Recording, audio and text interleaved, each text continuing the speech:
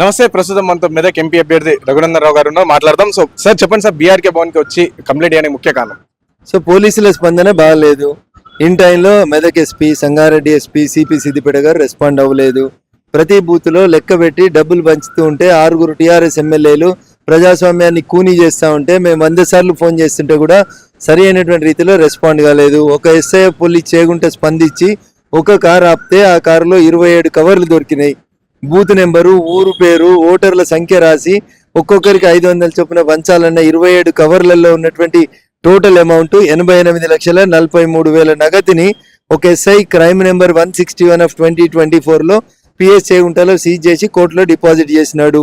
27 బూతులకే 88 లక్షలు పంచితే 2098 బూతులకి ఎంత డబ్బు పంచిండ్రు? పోలీసులు ఎట్లా సహకరించినారు?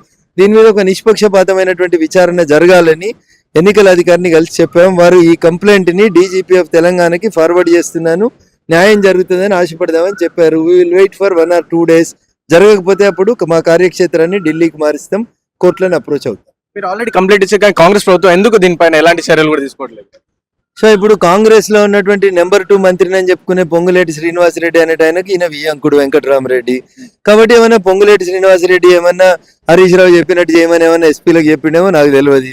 లేకపోతే పొంగులేటి శ్రీనివాసరెడ్డి, రేవంత్ రెడ్డి ఇద్దరు బదులుకొని కాంగ్రెస్ వాడు ఎట్లా గెలుతలేడు, బీఆర్ఎస్ వాడు మన చుట్టుపడే ఉన్నాడు కదా గెలిపించుకుందామని ఏమైనా నయా నాటకం చేసిరో నాకు తెలియదు. పోలీసు వాళ్ళు ఇన్వెస్టిగేట్ చేసి విషయాన్ని బయటికి తెస్తారని ఆశపడుతున్నా.